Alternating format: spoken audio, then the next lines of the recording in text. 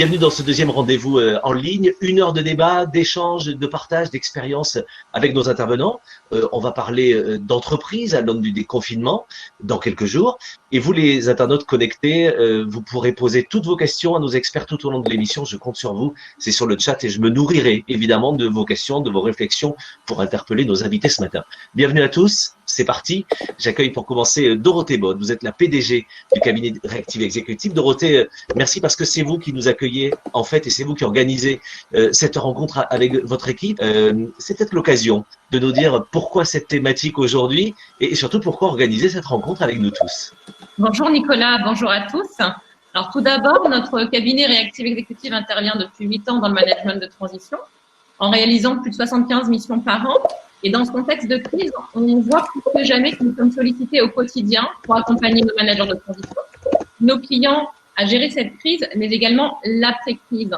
Et pourquoi organiser cette rencontre? Eh bien, tout simplement, car je voulais connaître l'avis d'experts tels que Lorraine Martel et Michel Devaux sur cette crise qui nous touche tous et avoir leurs conseils sur comment se préparer pour sortir de cette crise. Dorothée, merci pour cet accueil. On se retrouve tout à l'heure parce que j'aurai besoin à la fin de cet échange que vous puissiez nous donner évidemment quelques mots sur ce que vous avez retenu et évidemment sur ce qui nous attend après avec le cabinet Réactive Exécutive. On se retrouve tout à l'heure, Dorothée.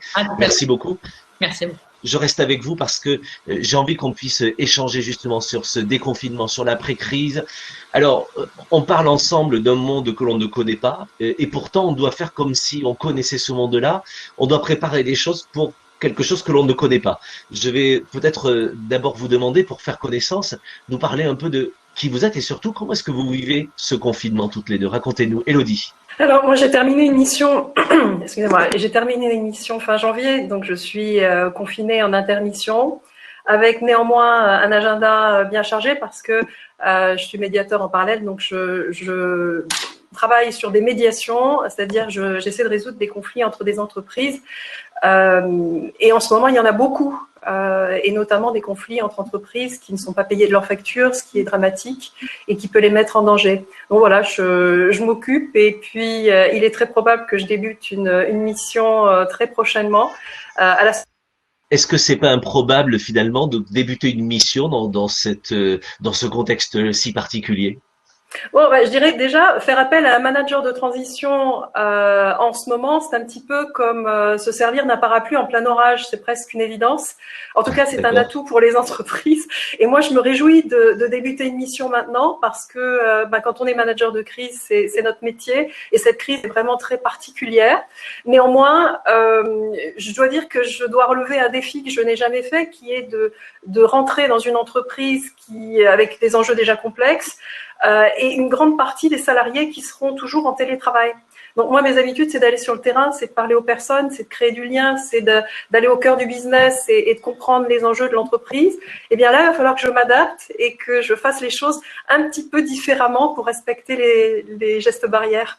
Alors, je voudrais saluer tous les parapluies qui nous écoutent, puisqu'en fait, ils connaissent la situation d'orage. Ils sont très nombreux sur le chat. Ils vont vous poser des questions, bien sûr. Je vous présente Lorraine Martel. Lorraine, vous êtes à la tête d'un groupe qui s'appelle Caravelle. Un mot sur vos activités, justement, et peut-être vos activités versus la crise. Eh bien, le groupe Caravelle, nous sommes un groupe familial et diversifié, et donc avec notamment la moitié du groupe investi dans l'industrie et les services, avec actuellement 3 participations que sont Bel en Bras, des clubs de vacances en France, donc avec un secteur de l'hospitalité très touché puisque nos clubs sont tous fermés à l'heure actuelle et on a encore une incertitude sur la date possible de réouverture et de reprise de l'activité, même si on se prépare et on met en place les mesures sanitaires nécessaires pour ouvrir cet été. 2 autres activités, Tiama qui est un équipementier pour les verriers, une activité un peu moins touchée à l'heure actuelle mais où on s'attend peut-être à une sorte de ralentissement plus long, plus dans la durée. Et Lunotechnologie qui est dans le diagnostic ophtalmique, donc des appareils pour les ophtalmos et les opticiens. Voilà, donc 3 et la crise vous touche évidemment différemment. Dans le domaine. Comment? D'accord. Et vous êtes touché dans cette crise évidemment comme nous tous, Bel en Bras parce que vos hôtels sont fermés et certainement vos sites industriels également. Vous arrivez à télétravailler avec vos collaborateurs? Tout à fait. Alors, tout le siège de Bel en Bras est en télétravail et sur nos sites de Tiama et de Luno, les sièges vont réouvrir et les entrepôts n'ont pas tous fermé complètement. Certaines usines ont fermé et s'apprêtent à rouvrir à partir du 11 mai, alors avec une activité partielle dans un premier temps. Et on a essayé de maintenir au maximum les développements et la R&D, puisqu'on aime bien avoir une vision long terme. Et ça, effectivement, on a des équipes qui arrivent à travailler de façon très efficace en télétravail. C'était plus ou moins développé selon les sociétés avant le confinement, mais on s'y met. Alors, on va avoir de quoi échanger sur cette crise et sur la manière de le vivre. En préparant cette rencontre, j'ai eu des managers de transition au téléphone pour bien comprendre. Évidemment, votre métier fait que vous devez anticiper beaucoup de choses, mais beaucoup me disent, là, évidemment, on n'a pas anticipé, on ne savait pas. En revanche, on a quelques questions, quelques inquiétudes, mais aussi des solutions à mettre en place. On va pouvoir en parler avec chacun d'entre vous. Peut-être dans ce qui nous concerne aujourd'hui, on va parler du déconfinement, du business. Comment est-ce qu'on prépare d'ores et déjà des salariés, des équipes à reprendre peut-être le boulot lundi ou dans 10 jours, dans 15 jours, dans 3 semaines? Que dit la médiatrice que vous êtes, Élodie, et la manager de transition que vous êtes? Bon, déjà, c'est un sujet très complexe parce que chaque entreprise a sa culture et sa vision des choses. Comment on le prépare? Déjà, on le prépare tout de suite, en amont, et on le prépare ensemble. Il faut vraiment impliquer les salariés, il faut impliquer aussi les partenaires sociaux. C'est l'occasion de les valoriser d'ailleurs dans leur travail et puis de casser cette muraille qu'il y a parfois entre la direction et les salariés. Et donc, moi, je préconise vraiment un travail en amont. Je dirais que chacun est responsable de tous. Enfin non, c'est pas que je dirais ça, c'est Saint-Exupéry qui l'a dit. Il l'a dit tellement bien. Il faut qu'on travaille vraiment main dans la main sur ces sujets-là. Et concrètement, ça va déjà des règles sanitaires à mettre en place. Ça, c'est la première chose parce que je pense que ça fait très peur aux salariés de retourner travailler dans ce contexte. Mais aussi, ça va bien au-delà de ça. Il faut penser à l'individu. Chaque personne, certains vivent plus ou moins bien le confinement actuellement. Il y aura sans doute des personnes en détresse, donc il faut les identifier le plus vite possible et investir les relations humaines dans ce cadre-là. Peut-être faire une hotline pour que ces personnes puissent s'exprimer et qu'on puisse comprendre quels sont leurs sujets qui font peut-être ils travailleront moins bien ou qui seront moins à l'aise encore que les autres. Et puis aussi relancer le collectif. Ça c'est pour moi très important de travailler avec le collectif. On va plus faire les choses de la même manière. On va plus s'embrasser le matin quand on arrive, se serrer la main, la machine à café. On va gérer évidemment des frustrations. La première, permettez-moi d'entre elles, c'était de ne pas voir Michel Devos ce matin. Il est avec nous. On va continuer justement sur notre discussion, mais l'occasion de vous présenter Michel Devos. Bonjour Michel. Bonjour, m'entendez-vous bien? On vous entend très bien, vous êtes directeur des systèmes d'information de transition. Michel, comment est-ce que vous vivez, vous, cette période, puisque c'est la question que je pose à nos invités en ce moment, et en tant que manager de transition, comment est-ce que vous le vivez avec vos équipes? Racontez-nous. Alors, nous le vivons mal, puisque c'est une crise inédite, donc qui, par définition, n'a pas été préparée, et dans une ambiance un peu irréelle, puisque le confinement est aussi quelque chose qui n'est pas dans les habitudes, dans nos habitudes depuis la Grande Peste au Moyen Âge. Donc on a perdu ce souvenir. Donc aujourd'hui en fait nous avons une activité qui est multiple, en partie liée à l'aéronautique où là nous avons effectivement un écran noir. Nous avons ensuite une activité plus résiliente sur des grands contrats pluriannuels où nous sommes gênés par nos ingénieurs de développement, nos équipementiers, nos usines, nos fournisseurs donc, qui ont parfois fermé en Asie, qui aujourd'hui ont réouvert. Et donc, passé la première vague de stupeur, le tsunami, on s'est recroquevillé. On a eu une phase de montée en puissance d'un nouveau plan de continuité d'activité, où la DSI a été énormément sollicitée pour fournir à la fois des tuyaux qui étaient bien sûr débordés et des postes supplémentaires pour travailler dans un environnement sécurisé. Bien sûr. Et maintenant, nous sommes en train effectivement de préparer la troisième phase de redémarrer à partir de lundi prochain. Et on va parler aussi de l'impact là-dessus. Je lis les commentaires, mais Patrick nous parle bien sûr de fatigue des collaborateurs. On fait des allusions sur, je crois que c'est Nicolas qui nous parle d'un sondage, 90% des DRH se disaient exténués d'après le baromètre Tissot. Parlez-nous du déconfinement à l'aune de vos différents business, Lorraine. Comment est-ce que vous préparez cela avec certainement des étapes totalement différentes? L'hôtellerie avec Bellambra, vous êtes certainement en attente d'autres décisions et peut-être des sites industriels qui vont commencer à déconfiner plus rapidement. Racontez-nous. Moi, en tant qu'actionnaire, nous on ne prend pas de rôle opérationnel, donc je suis pas au contact de toutes les équipes, mais on a toujours considéré que l'entreprise c'était avant tout une aventure humaine et donc c'est la façon, ça guide tous nos échanges avec les managers de nos différentes sociétés. Chez Bellambra, on doit avant tout rassurer à la fois nos salariés et nos clients. On a des salariés qui vont être au contact de clients au quotidien. Il faut mettre en place des mesures sanitaires pour tous. Et c'est la même chose dans les sièges et les usines qui rouvrent dans nos sociétés plus industrielles. C'est nécessaire pour moi, le plus important dans un premier temps est de rassurer pour que les gens n'aient pas peur de revenir au travail. Et je pense il est important dans la période actuelle de les garder impliqués dans la société, motivés et informés. Je pense que même si on a une incertitude sur une possible réouverture, il faut être transparent et je pense que c'est toujours plus rassurant pour les équipes. Et enfin, je pense, nous, en tant qu'actionnaires, le rôle que je vois pour nous, c'est de rassurer sur la pérennité des entreprises, puisque la pérennité de l'entreprise est ce qui favorisera la pérennité des emplois. Oui, parce que ce qui est intéressant dans votre témoignage, ce qui est intéressant, c'est que vous nous parlez en tant qu'actionnaire, c'est-à-dire que vous avez des participations dans des entreprises qui sont gérées par des managers au quotidien, par des CIO aussi, mais vous, en tant qu'actionnaire, vous êtes aussi très impliqué. C'est quelque chose qui vous tient à cœur, évidemment. C'est un mode de fonctionnement qu'on a. On a choisi d'avoir peu de participation. On ne se définit pas comme un fonds d'investissement classique. L'objectif est d'avoir 3 à 5 participations maximum et d'être proche de nos managers pour les accompagner. Je pense qu'en tant qu'actionnaire, on a des relations avec des banques qui peuvent faciliter, par exemple, la mobilisation des aides mises en place par l'État. Je pense qu'on a un rôle à jouer là-dessus, même si c'est bien sûr l'entreprise qui reste opérationnelle et le CEO et sa DAF, dans la plupart des cas, qui sont aux commandes sur la mobilisation des PGE, par exemple. Je pense que notre rôle aussi est de nous assurer qu'ils se posent les bonnes questions et qu'ils arrivent à faire cet hélicoptère entre le court terme et le moyen terme et le long terme pour ne pas trop hypothéquer l'avenir en coupant des coûts de R&D, par exemple, sur des sujets qui pourraient être ceux qui vont s'accélérer avec l'accélération de certaines tendances dans le cadre de la crise. On a Thierry qui réagit avec d'autres, évidemment.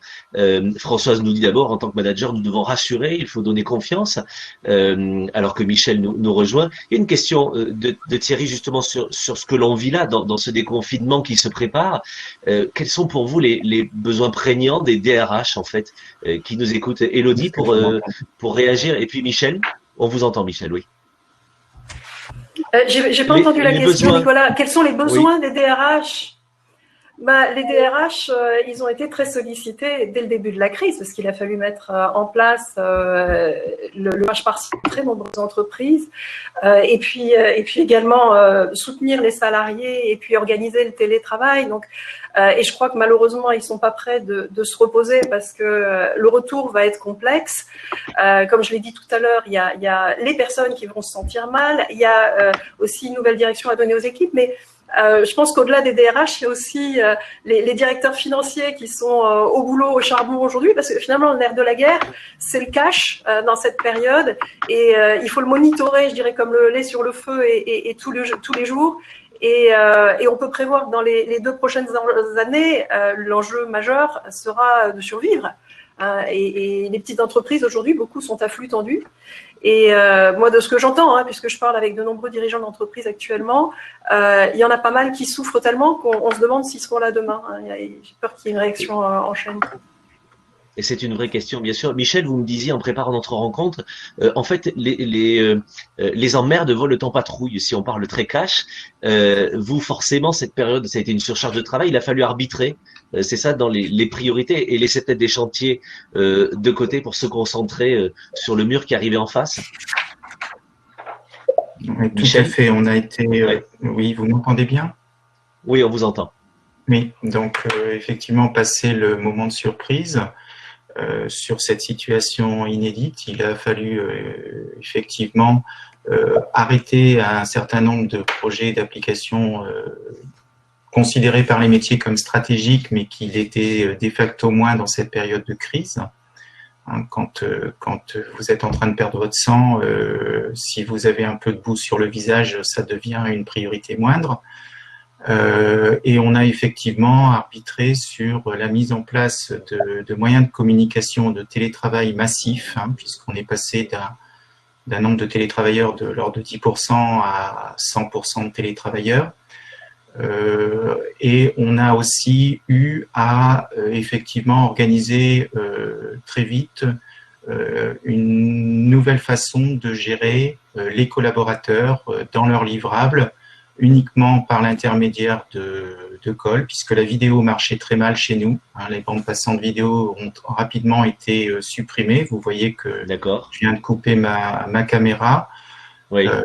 Et on a effectivement privilégié les sujets clients et on a arrêté les grands chantiers de transformation, d'optimisation interne.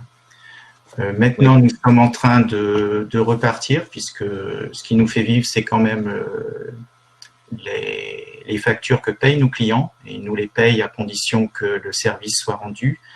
Et donc aujourd'hui, nous avons un plan pour fin juin être en mesure d'avoir 80% de notre activité redémarrer et fin septembre 100%.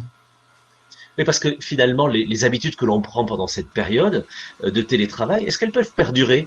Est-ce que les managers, les dirigeants autour de vous se disent finalement, on a découvert une autre manière de fonctionner, ça fonctionne bien, ou ça fonctionne pas mal, ou ça fonctionne très bien, on va peut-être continuer sur la durée. Lorraine, c'est le cas peut-être chez vous? Je pense, avant que ce soit dans la durée, je pense qu'il y a la période de déconfinement pendant laquelle ça va se prolonger. Je pense en travail, il y a plusieurs paramètres. Il faut que la productivité soit assurée et pour cela, il faut que les équipes restent motivées et que les managers sachent quand ils peuvent contacter ou non leurs équipes. Sinon, c'est difficile de mobiliser. Pour moi, c'est le premier point. Aujourd'hui, il est difficile de prendre du recul pour comprendre ce que ça donnera quand l'activité battra son plein. Je pense que j'ai quand même moi des collaborateurs qui expriment un besoin de retrouver un contact physique, en tout cas une présence physique, même si c'est pas un contact puisqu'il faudra respecter encore la distanciation. Mais cette présence physique dans une même salle de réunion pour comprendre le body language et tous les autres paramètres, puisque tout ne s'exprime pas uniquement par la voix et par le visage. Je pense que c'est quelque chose où il faudra retrouver un équilibre, en tout cas, qui redonne une place au physique. Et Elodie, auparavant, ça pouvait être un sujet tabou. Le télétravail, pardon, ça ne l'est plus aujourd'hui. Alors ça, on peut peut-être pas dire un sujet tabou. J'ai toujours trouvé que le télétravail et les visioconférences étaient un outil intéressant. Néanmoins, par le passé, je les utilisais plutôt comme des béquilles pour pallier à des situations exceptionnelles, des personnes qui ne pouvaient pas se déplacer et des choses comme ça. Et j'avoue que je l'ai longtemps considéré comme un mode dégradé en fait de fonctionnement. Et je revois mon avis depuis la crise parce que non seulement je découvre des réunions super conviviales en visioconférence. Déjà, on rentre dans l'intimité des personnes parce qu'on voit ce qu'elles ont derrière elles. Tout à l'heure, Nicolas, on parlait de vos vacances en Amazonie, etc. Parce que j'ai vu une petite idée. Non, mais ça illustre quand même la capacité à créer du lien avec des personnes. Et ça, c'est la grande surprise. Et par ailleurs aussi, le télétravail, comme les visioconférences, oblige à beaucoup plus de rigueur, beaucoup plus de précision. On est moins long et du coup, on organise des réunions, je trouve très très productives, qui ne durent pas plus d'1 heure. Et ça, c'est vraiment chouette. Donc, je pense que on pourrait peut-être faire avec un mode hybride plus tard. En tout cas, moi, je valoriserais aussi le télétravail. Tout comme Lorraine le dit aussi, il faut pas passer à côté de l'humain et c'est nécessaire. Mais pourquoi pas un petit peu des deux? Parce qu'on pourrait avoir un phénomène d'isolement. Michel, ça peut être le cas dans une entreprise comme la vôtre. On a décidé aujourd'hui de ne pas parler de votre entreprise parce que vous êtes dans une mission bien particulière. Donc, on va rester sur votre fonction de DSI de transition. Mais est-ce que l'isolement peut être un problème aussi pour les collaborateurs d'un grand groupe comme le vôtre? On est sur des sujets sensibles où on ne peut pas travailler dans le nuage. On a des collaborateurs qui n'ont pas été habitués à faire du télétravail et qui ne sont pas organisés logistiquement. Je pense qu'autour du pont, on a tous un bureau chez soi et on a l'habitude de télétravailler. Pour des gens qui ne l'ont jamais fait, il y a une perte de repères, la perte de la machine à café, la perte d'un contact visuel. Les calls sont délicats parce que vous perdez effectivement 80% des échanges, qui sont des échanges non verbaux. Il y a aussi une certaine fatigue parce que les cellules de crise sont sollicitées avec des journées qui parfois débordent largement les 10 heures, voire les 20 heures. Donc vous avez parfois des nuits blanches. Maintenant, nous avons passé ce cap. Les collaborateurs sont un peu perdus parce qu'on était en France, en particulier dans une culture de la présence et non pas dans une culture du livrable. On voit nos entités internationales, asiatiques, beaucoup mieux gérer le confinement et la productivité pendant ce confinement. Et donc demain, je ne pense pas que je vois certains commentaires indiquant que le télétravail sera l'avenir à 100%. Je pense que le télétravail, pour un collaborateur, c'est 2 à 3 jours maximum. Et il a besoin effectivement de se reconnecter à son entreprise, sinon il devient indépendant et il perd le lien de subordination qu'il a avec son entreprise. Il ne faut pas oublier ce que c'est qu'un contrat de travail. Bien sûr. Je vous en prie, ce sont les aléas du direct. Oui, excusez-moi.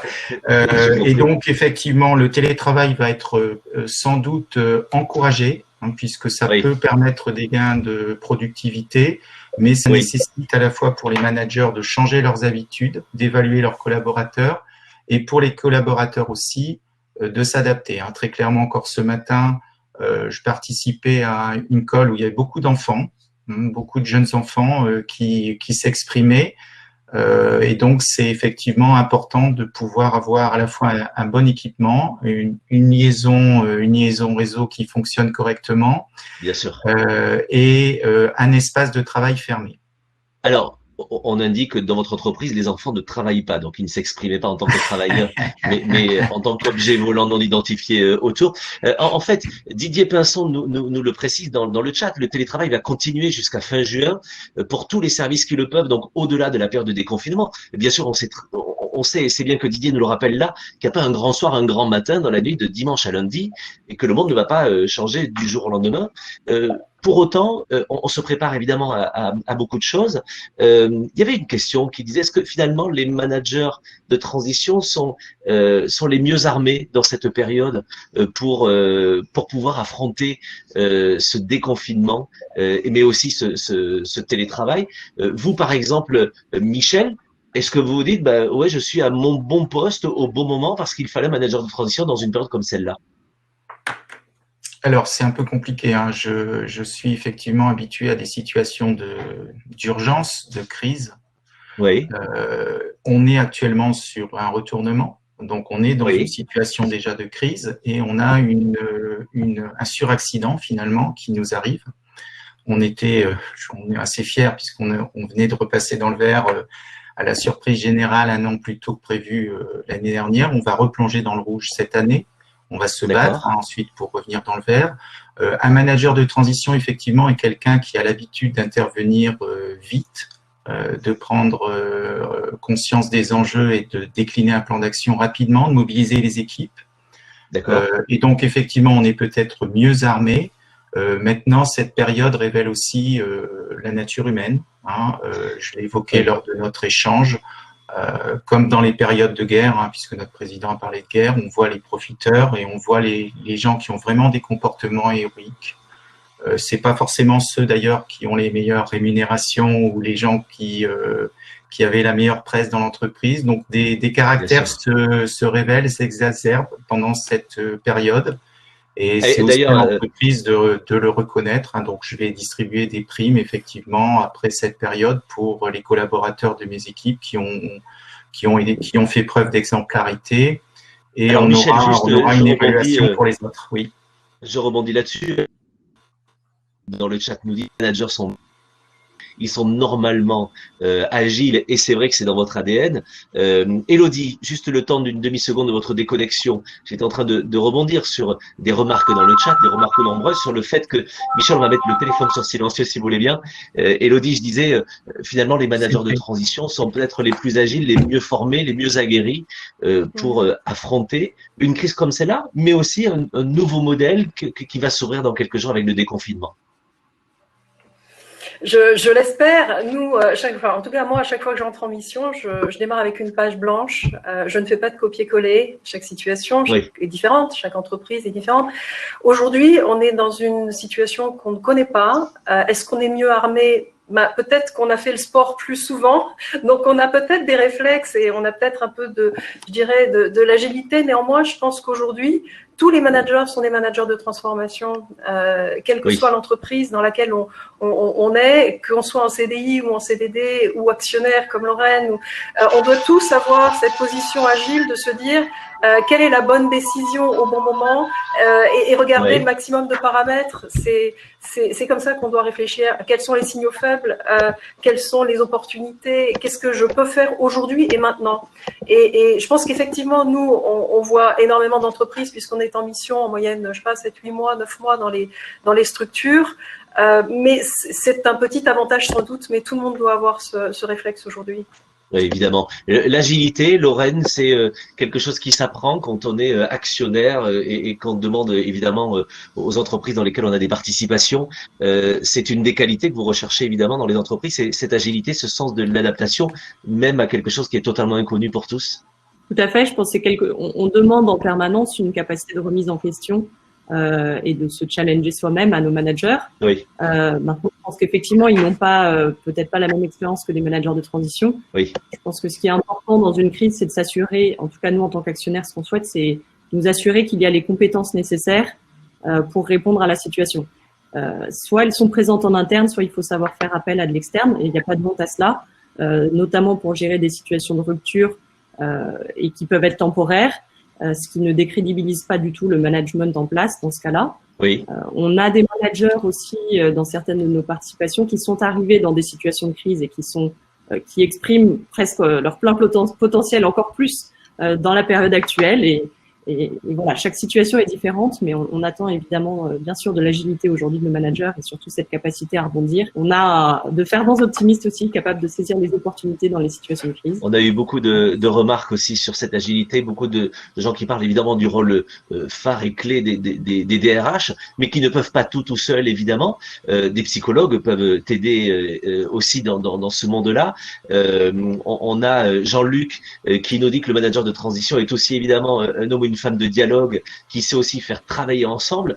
En revanche, il y a quelque chose de totalement inconnu, c'est est-ce que vous allez devoir les uns et les autres vous former les managers dans vos entreprises à la bienveillance, à l'écoute humaine par exemple, parce que vous allez accueillir des collaborateurs qui ont été profondément chamboulés certainement parce qu'ils ont vécu, certains peut-être ont vécu des drames. Comment est-ce qu'on accueille finalement ces gens qui vont arriver après 2 mois sortant d'un monde totalement bizarre? Élodie peut-être. Bon, moi je pense que cette crise, elle met en avant bien sûr toute l'importance de la relation humaine et plus que jamais, il va falloir porter de l'attention à l'autre, être à l'écoute. Et puis aussi revoir des objectifs pour ceux qui sont déjà là. Moi, j'aime bien ce proverbe africain qui dit que l'arbre qui tombe fait beaucoup de bruit, mais on n'entend pas la forêt qui pousse. En fait, c'est vrai. L'arbre qui tombe, c'est ces objectifs qui sont bruyants, qui sont parfois court-termistes et qui finalement ne veulent pas dire grand-chose parce que la crise nous a appris qu'en une fraction de seconde, ils peuvent dégringoler. Donc, je pense qu'il faut plutôt aller chercher un état d'esprit. Et cet état d'esprit, c'est cette forêt qui pousse en silence, qui veut dire apprécier l'autre, qui veut dire aussi plutôt reconnaître ce qu'il sait faire plutôt que remarquer ce qu'il n'arrive pas à délivrer. Et pour moi, ça, c'est un mode de fonctionnement qui peut vraiment apporter des résultats durables. Et Lorraine, c'est quelque chose d'important pour vous, cette formation peut-être à la bienveillance, en disant attention, vous allez accueillir des gens qui ont peut-être été très fragilisés. Alors, je ne sais pas s'il y a une formation nécessaire. En tout cas, nous, quand on investit dans une société, les valeurs du manager sont clés. On apprécie la qualité du management avant d'investir. et on aime reconnaître chez les managers qu'on reprend les valeurs qu'on véhicule nous-mêmes, dont l'humain et bien sûr et la bienveillance. On se qualifie comme un actionnaire bienveillant mais exigeant. L'un n'exclut pas l'autre. Et donc j'attends bien sûr des équipes de nos différentes participations d'agir avec bienveillance et d'inciter à la bienveillance les uns envers les autres. Je pense qu'aujourd'hui, on a, pour un cas concret, on a des métiers dans lesquels il y avait déjà en place des cellules psychologiques, puisqu'il peut arriver, quand on exploite un club de vacances, par exemple, d'avoir un accident d'un client ou des cas difficiles à gérer. Et je pense qu'il faudra savoir s'appuyer sur ces structures-là. Michel, qu'est-ce qu'on fait des collaborateurs qui ont peur de revenir? Alors, effectivement, on les fait revenir par vagues successives, déjà, puisqu'on est tombé à 5 à 6% de présence sur le site, les fonctions essentielles. On va monter à 70% en l'espace de 3 semaines. Donc, ils seront accueillis sur le parking avec les nouvelles consignes de sécurité. La vie ne sera pas comme avant. Ils n'auront plus la capacité d'aller bavarder avec un collègue dans un autre bureau. La distanciation, l'utilisation des sanitaires, le restaurant d'entreprise donc va être expliqué. Le port de masque, le port de gants est quelque chose de pas naturel dans nos pays. Je l'ai moi-même expérimenté. On a des actes réflexes pour mettre le masque sur le menton, d'enlever ses gants, etc. Quand on porte des lunettes, on a de la buée sur les lunettes. Le fait aussi de ne pas serrer la main, si surtout en France on a des gens qui sont assez tactiles, ne pas se toucher, c'est quelque chose qui peut être perçu comme un acte de rejet. Donc on va devoir apprendre à analyser différemment nos comportements de body language. Et on va aussi probablement demander aux gens d'essayer d'être quelques jours par semaine, de tester le télétravail un peu plus que d'habitude. Et il ne faut pas oublier enfin qu'on a des fonctions qui savent le faire facilement, les fonctions commerciales, les fonctions financières, informatiques. Par contre, les fonctions de test d'équipement industriel, je voyais une remarque sur PSA, effectivement, quand vous êtes sur une chaîne de production, quand vous êtes au contact avec vos fournisseurs, vous avez besoin effectivement d'apprendre à manipuler différemment les chariots, les désinfecter. Et on a aussi des populations qui vont très rapidement, qui ont commencé à le faire, considérer qu'on surréagit.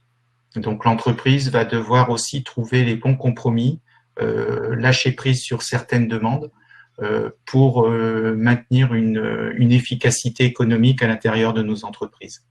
Et on a des témoignages qui nous servent justement là-dessus. Je lis Denis qui nous dit: le rôle du dirigeant de transition expérimenté d'apporter de la confiance, une vision positive pour résoudre rapidement des problèmes complexes avec les équipes en place. Et puis Claude Emmanuel qui rebondit: la première bienveillance, c'est que d'abord de ne pas mentir aux collaborateurs, toujours dire la vérité. Est-ce que, évidemment, c'est quelque chose que vous allez faire les uns et les autres, mais quand on dit dire la vérité, c'est aussi dire ce qui ne fait pas forcément plaisir, ou même dire que l'on ne sait pas. Lorraine? Effectivement, je pense que c'est important d'être transparent, et nous, on a des cas actuellement où on ne sait pas, et on sait ce que ça peut avoir comme impact de dire on ne sait pas, quand on voit parfois le gouvernement nous dire on ne sait pas. Mais il est clé, je pense, pour garder la confiance de nos collaborateurs, d'être transparent avec eux. Oui. Élodie? Totalement. Moi, de mon expérience par le passé, j'ai parfois dû annoncer des mauvaises nouvelles et je me suis rendu compte que finalement est moins pire, si je puis dire, que pas de nouvelles du tout. Parce que quand il n'y a pas de nouvelles du tout, on ne sait pas quand le coup près va tomber. Alors que quand on dit avec sincérité à ses collaborateurs, oui, on va traverser des moments difficiles, c'est clair, mais on sera tous ensemble. Et ce que je peux vous le dire maintenant, je vous le dis. Et en fait, j'ai l'habitude de travailler avec je dirais, parler franc, parler vrai.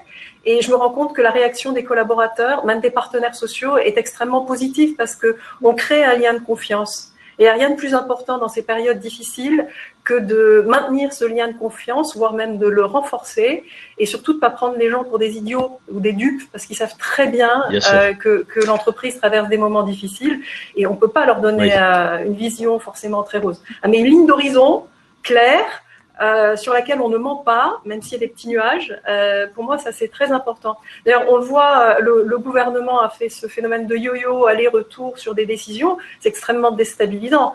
Moi, je préfère faire des erreurs éventuellement sur une décision prise, mais rester sur cette décision prise et ne pas changer d'avis sans arrêt. Je vois la réaction de Philippe qui nous dit non, ça va changer notre rapport au temps. La vision à plus long terme permettra aussi de rassurer et de concentrer les investissements sur l'essentiel. Et justement, je me tourne vers vous, Lorraine. Quels sont et puis chacun d'entre vous, Michel et Elodie également, quels sont les nouveaux objectifs concrets à se fixer pour l'avenir? Pour moi, je pense qu'il est important, pour garantir la pérennité des sociétés, d'avoir bien en tête et de suivre les évolutions des attentes de nos clients. Savoir se remettre en question. Je pense pas que ce soit un changement paradoxal. On observe plutôt des accélérations de certaines tendances. Nous, on voit par exemple dans le diagnostic ophtalmique sur une accélération de la télémédecine. Et dans ce cas-là, de concentrer nos investissements R&D sur les sujets qui s'accélèrent, quitte à réduire un petit peu sur les autres si on a des choix à faire pour des raisons financières. Et je pense aussi profiter de la crise pour engager les transformations profondes nécessaires pour aller j'irais chercher ces évolutions dans les attentes clients que parfois on avait tendance à repousser un peu ou à traîner. On traînait un peu la patte pour trop changer, même si on voyait qu'il fallait s'y mettre petit à petit. Je pense que là, c'est l'occasion il est important en tout cas de réagir plus fortement, d'essayer d'anticiper les attentes clients qui vont s'accélérer. Michel, des exemples d'objectifs très concrets à se fixer avec vos équipes? Alors, on a pris, j'ai entendu Elodie, je suis pas forcément complètement aligné avec elle, parce qu'on a travaillé comme le gouvernement, c'est-à-dire qu'on a pris des décisions en acceptant que 48 heures ensuite, elles seraient remises en cause, liées à des décisions gouvernementales qui ont changé effectivement, et donc nous devions sans arrêt être en phase d'abord avec nos autorités légales dans les différents pays, et quand les injonctions étaient paradoxal, interdiction du masque en France, obligation du masque à Hong Kong, on a suivi avec nos collaborateurs et on a accepté d'être assertif et de dire on vous donne une information qui sera peut-être remise en cause. On vous prévient sur certaines entités le vendredi soir que vous êtes en RTT employeur toute la semaine prochaine. Nous sommes en situation de crise, nous ne pouvons plus communiquer d'une façon aussi anticipée que précédemment. Et donc, ça a été finalement accepté par les collaborateurs avec, au départ, un peu de grogne, et ils ont finalement compris. Et ça leur fait prendre conscience aussi que notre travail pendant les prochaines semaines va être différent. Je rejoins complètement Elodie, par contre, et les participants en disant que le parler vrai dans ces moments de crise est une condition indispensable pour être légitime et être suivi. Et c'est d'un objectif concret, se parler vrai aussi, Elodie, autre objectif concret que l'on peut se donner? Alors déjà, je comprends tout à fait ce que dit Michel, et je voulais pas dire qu'il fallait pas être agile dans cette période-là, et bien sûr, on est obligé de remettre certaines choses en cause, mais surtout ce que j'apprécie dans ce que dit Michel, c'est qu'il a donné les règles du jeu à son équipe. Il les a préparées en disant en ce moment, c'est une situation exceptionnelle et on est obligé de s'adapter. Et ça, effectivement, c'est absolument nécessaire. Pour répondre à votre question, Nicolas, qu'est-ce que je ferais concrètement avec mes équipes? Je pense qu'il faut leur donner l'occasion de s'exprimer. Alors moi, j'ai entendu parmi les chats qui circulent, il y en a un qui me fait particulièrement rire, c'est le nouvel impôt qui s'appellerait Covid tes poches. Et je me suis dit, moi, dans l'entreprise, je créerais bien un comité que j'appellerais Covid ton sac. C'est-à-dire inciter les salariés à être acteurs de cette situation et non pas simplement attentistes et je dirais subir totalement cette situation. Bien sûr, on l'a subi, mais l'idée, c'est de leur demander quelles sont leurs suggestions. Finalement, ce sont les personnes sur le terrain, ce sont ceux qui font, qui peuvent avoir des idées. Et je trouve qu'il est intéressant de les laisser parler aussi. Ça leur fera du bien, mais pas que. La direction peut avoir pas mal d'intérêt à faire parler les personnes du terrain sur leurs craintes, sur des actions à mettre en place tout de suite, sur leur vision de la situation aujourd'hui pour justement mettre en place les actions ciblées dans chaque entreprise. Est-ce que, Michel, vous savez, vous, d'ores et déjà, ce que vous allez faire très concrètement? Alors, on est effectivement dans une... Pour moi, alors je vous avais dit, je pense que la nature humaine a peu évolué depuis l'éruption du Vésuve, qui a pris tout le monde par surprise. Donc, on a effectivement une grande transformation opérée, c'est le delivery par livrable et non plus par présence. Une plus forte aussi collaboration et entraide au niveau des collaborateurs, puisque dans cette période, des gens ont été plus ou moins affectés. On a eu des décès dans notre entreprise, on a eu des gens malades, on a eu des gens qui se sont retirés, qui ont eu peur, qui se sont retirés avec des réflexes de peur. On n'a pas cherché à être dans la stigmatisation, mais on les fait travailler, réfléchir sur la faiblesse humaine, et aussi sur ce qui fait notre force, c'est-à-dire renforcer l'écoute. Et quand on fait une conférence téléphonique sans visio, on s'écoute plus. Le respect aussi de la parole, ne pas couper les gens, sinon ça devient cacophonique, et être succinct, puisque les gens qui sont dans l'isolement ont tendance à vider leur sac, Élodie, et parler sur leurs problématiques qui prend beaucoup de temps dans des calls. Et dans une situation de crise, on doit répéter un exercice, c'est-à-dire une discipline un peu plus militaire. Chacun dit ses gestes, les erreurs sont acceptées parce qu'on est dans une situation particulière. Par contre, les erreurs ne doivent pas compromettre l'avancement et la sécurité du collectif. Donc, les mesures qu'on va mettre en œuvre, c'est respect strict des gestes barrières, de la sécurité sanitaire pour nos collaborateurs et objectif maximum de limiter la casse au niveau des livrables pour nos clients, pour le service client. Merci Michel pour ça. Je vais prendre vos questions dans un instant sur le chat. N'hésitez pas à les poser à nos intervenants. Je vais me faire votre porte-parole dans quelques instants. Juste pour revenir avec vous, Lorraine, il va falloir prioriser certaines choses. Et notamment pour l'actionnaire que vous êtes, peut-être d'abord la stabilité financière ou rassurer les collaborateurs sur la stabilité financière à venir. Je pense effectivement que notre rôle en tant qu'actionnaire est d'aider les managers à s'interroger quand ils font des coupes de coûts sur le fait qu'ils n'hypothèquent pas l'avenir et le moyen terme. Je pense qu'il est clé de réussir à réduire les coûts dans la période actuelle, puisqu'on l'a entendu, le cash est quand même vraiment et la protection de la trésorerie est la première chose, surtout quand on ne sait pas à partir de quand on pourra reprendre une activité normale et combien de temps elle prendra. Et on le voit, nous, dans nos métiers d'hospitalité et d'accueil, on a une véritable incertitude et les PGE aujourd'hui couvrent une part de chiffre d'affaires, pas forcément des pertes d'exploitation, ils ne couvrent pas les investissements à venir, etc. Je pense qu'il est clé, en tout cas, d'aider nos managers à tenir le cap et les entreprises à tenir le cap, le savoir où on va et mobiliser les moyens nécessaires, les aider à ne pas perdre de vue des éléments de base comme la prévision financière et avoir différents scénarios.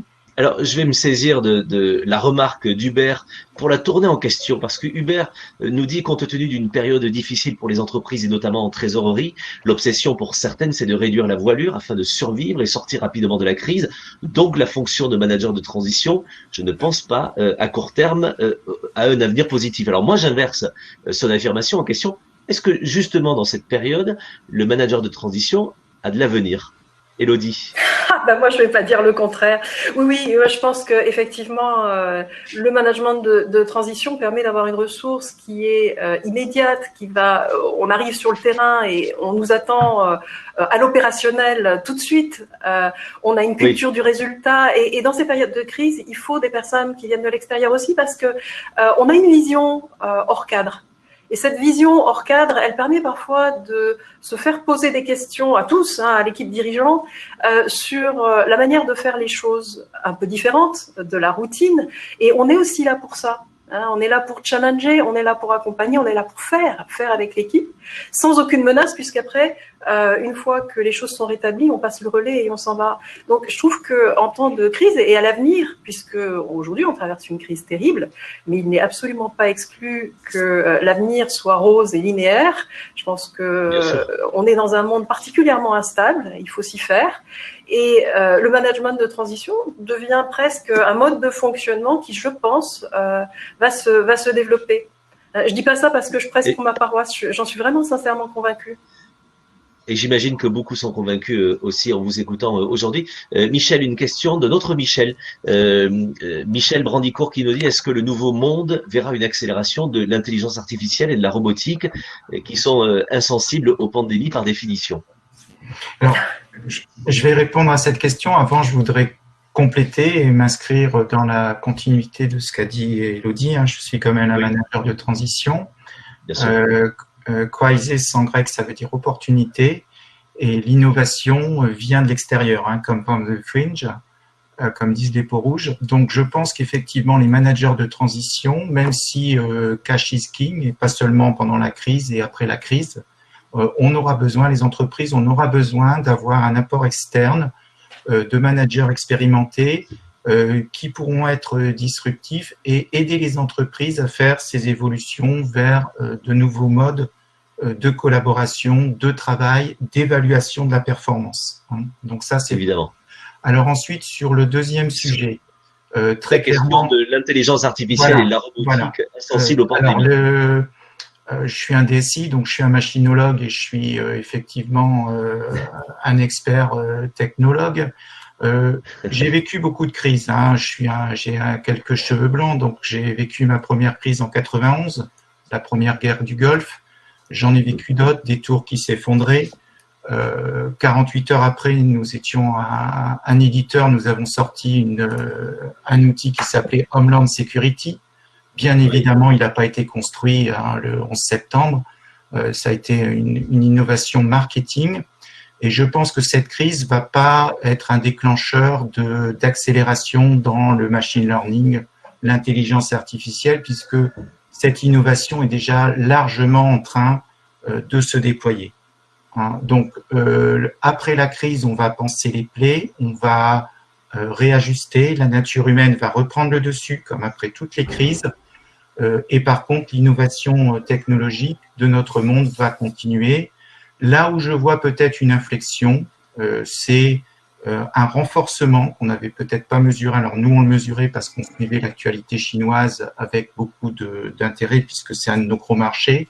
La montée en puissance des nationalismes, Monsieur Trump, Xi, etc., Monsieur Poutine, qui défendent les intérêts souverains de leur nation, qu'on a peut-être un peu perdu en Europe comme notion. Et donc, on aura peut-être des questions de reprise, de recouvrement de souveraineté à se poser, puisque effectivement, on a vu les limites sur cette crise qui probablement reviendra.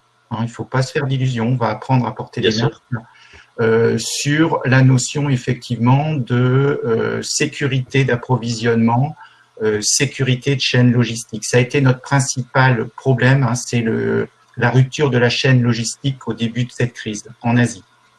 Et on sait qu'en effet, je vois les réactions en clin d'œil, notamment d'Alexandre et Frédéric, qui disent évidemment l'IA et la robotique sont sensibles au virus, en tout cas au virus Haïti, à d'autres virus et non pas à la pandémie. Je vois une discussion sur le chat sur finalement le manager de transition sera-t-il plus ou moins intéressant qu'un cabinet de conseil si on doit aller sur la concurrence? Elodie, comment est-ce que vous voyez-vous la proposition? Je pense qu'on peut travailler en très bonne communauté avec le conseil. On ne fait pas le même métier, mais ce sont des métiers voisins parce que le conseil devient de plus en plus opérationnel. Le manager de transition ne fait pas de conseil, mais dans la phase initiale du début de mission, on fait quand même un état des lieux. Et ça, c'est une partie qui est peut-être un peu plus en recul du terrain tout au départ. On est sur le terrain, mais en même temps, on observe aussi ce qui se passe avant de prendre les bonnes décisions et établir un plan d'action. Donc, je pense qu'on fait des métiers très complémentaires, mais j'ai l'impression qu'aujourd'hui, on demande des personnes qui sont sur le terrain, qui vont pas seulement dire comment on fait, mais qui vont faire avec.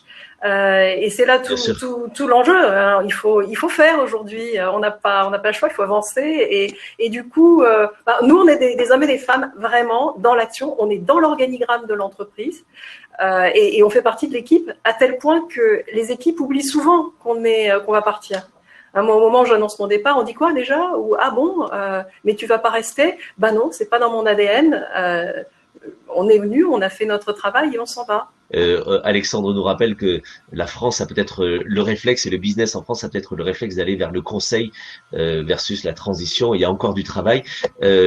Puisque vous êtes avec nous, Lorraine, pour vous, le rôle clé du manager de transition, justement, dans cette période, ça peut être important pour un groupe comme le vôtre? Tout à fait. Je pense qu'un manager de transition peut venir dans une période de rupture ou pour accompagner des transformations profondes où le manager en place n'aurait soit, je dirais, pas le temps de mener toutes les transformations en parallèle, soit pas l'expertise et l'expérience, et on pourrait avoir que ce soit des renégociations ou des sujets assez spécifiques, des évolutions de business model, des transformations profondes. Je pense dans ces cas-là qu'il faut savoir faire appel à un manager de transition, oui. Et surtout quand c'est une phase, je dirais, assez limitée dans le temps et pour une mission de transformation bien définie, ça prend tout son sens.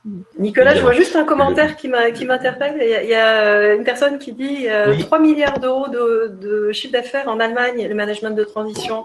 Pour le manager de voilà, exactement. C'est énorme. Et on a donc un très très bel avenir. On est en retard en France. La culture française a adopté le management de transition plus tardivement que nos amis allemands. C'est vrai. Il semblerait, d'après les chiffres qu'avance Alexandre, c'est qu'en France, on soit à 10 fois moins sur le marché du management de transition. Michel, je vous ai entendu réagir en quelques mots. Alors déjà, effectivement, par rapport au chat, le management de transition et le conseil, c'est deux choses différentes.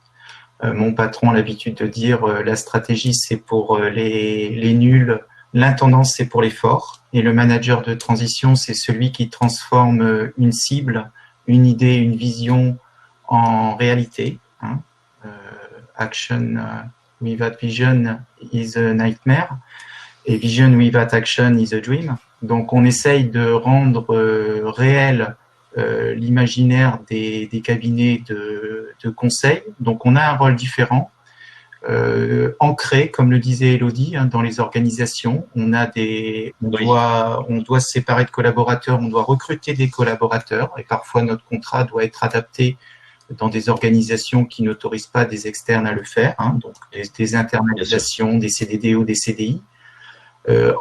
Ensuite, je pense qu'effectivement, si on va vers un mode de livrable, sans retourner au 19e siècle, avec la couturière à domicile qui est payée à la pièce, qui serait pour moi une vraie régression sociale, on aura besoin de plus en plus de gens qui ne s'inscrivent pas dans la durée, dans l'entreprise, mais qui savent venir à certains moments prendre les décisions nécessaires, aider les dirigeants à prendre du recul aussi, parce qu'on est la tête quand on est depuis 10 ans dans une entreprise, s'affranchir. Alors Michel, pardon.